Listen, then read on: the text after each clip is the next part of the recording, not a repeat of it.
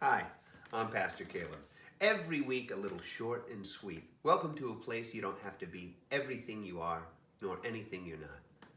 Okay, I guess I owe everybody a little bit of an apology for being in such a grumpy mood last week.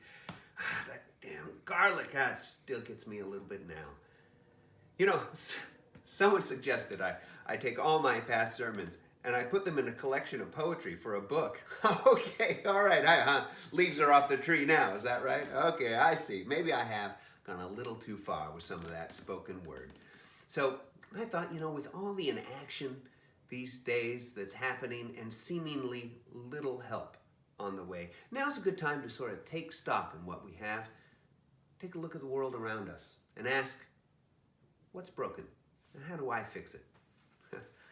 Well, so I know when I'm feeling a little broken, I know what helps me is if I get something done, even if it's just a tiny little project. So let's look at the to-do list, huh? All right, let's see. Top of the list here, world peace. Yeah, okay, a new album. Save rainforests. Write an Easter show. Children's book? No. All right, look, I need something a little more immediate than these things.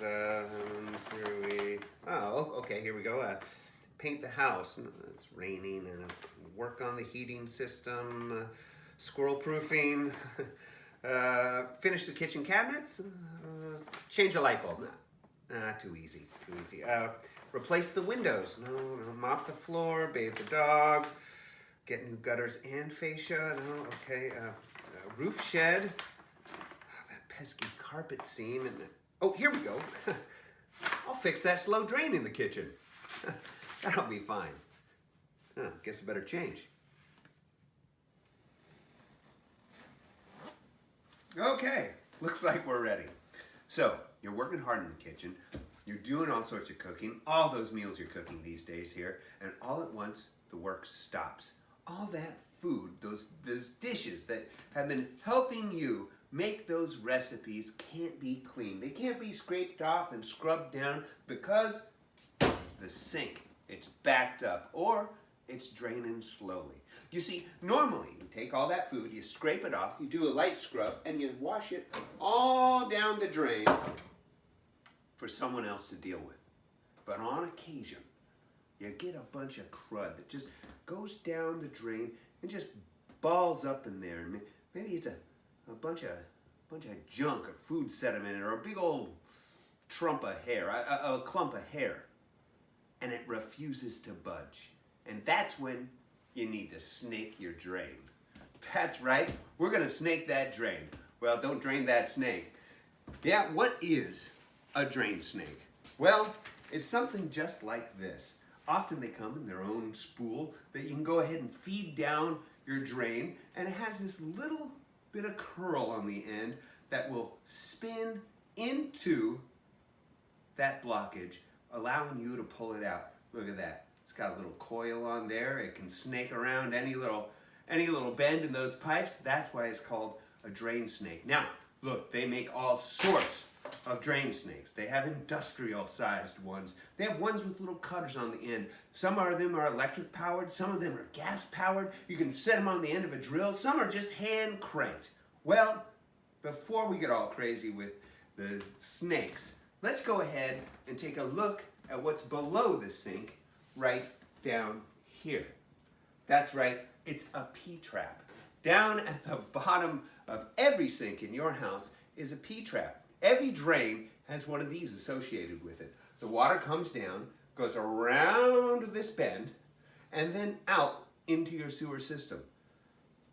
Even your toilet, your sinks, your tub, your shower, even your washer has one of these in the wall somewhere that's helping to trap the water right in here. Why does it trap the water? Well, so sewer gases don't come back through this line, up through here, and make your whole house smell. Who wants to smell what they're trying to flush away anyhow? Well, I know I don't. Well, what are we going to need? This is where we're going to start. We're going to need a bucket to catch the water that comes from here as we undo these nuts. We're going to need a wrench. a wrench to undo those nuts, and perhaps a screwdriver or something to help us get whatever's in there out. So with those 3 things, I think we're ready to begin. Woo.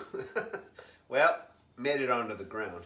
Here we are under the sink. Now sometimes this can be the most awkward part of doing this repair. It's just getting into the right position to do the work. I mean, here I'm wrapped around this strange pole. Not the first time. All right, I got my wrench. I got a bowl to catch the water. It's going to come out of this P-trap. Now we'll use the wrench just to loosen these nuts right here and here in order to take this off. But we'll take the nut all the way off with our hands. There we go. A little loosen that. Yep, I can do that. Here we go. All right. You know, doing this work right now is reminding me of when I was a kid. I got a key to my house. It was the first key I got. I got it from my father. As a sign of how responsible I'd become, I could now have a key to the house in case I needed to get in. Well, I was showing it to a friend, just showing how responsible I was, and I flipped it up in the air, and it landed in a sink, slipped down the sink, and right down the pipe, all the way to the bottom.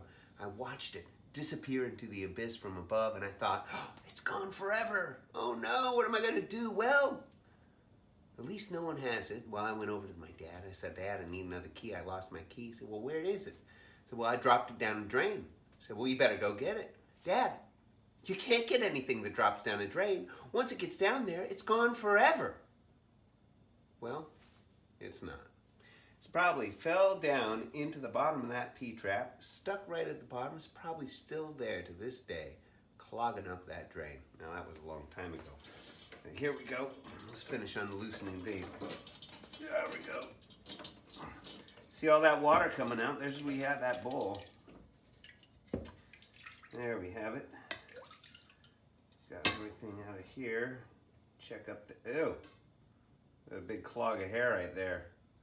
See that? Now that's pretty disgusting.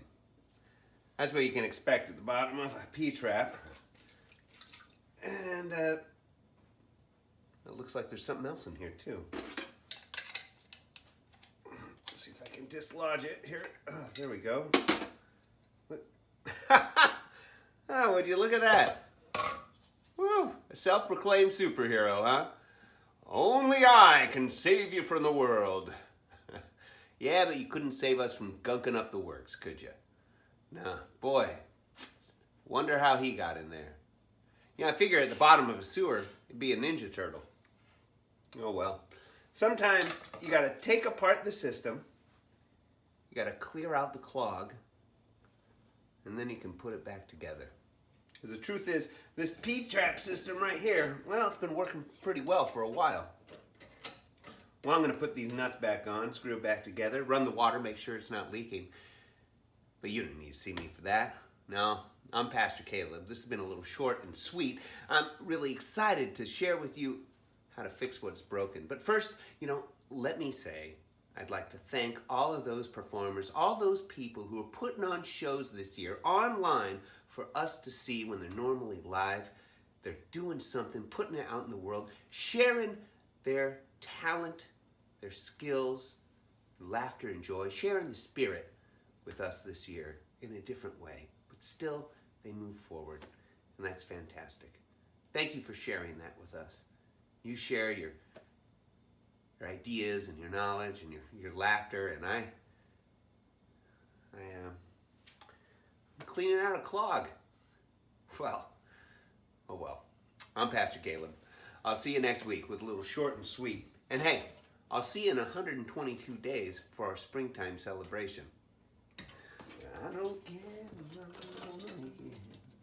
Nobody's cheap as I can. I don't know if I'm gonna make it. Just hand tighten there.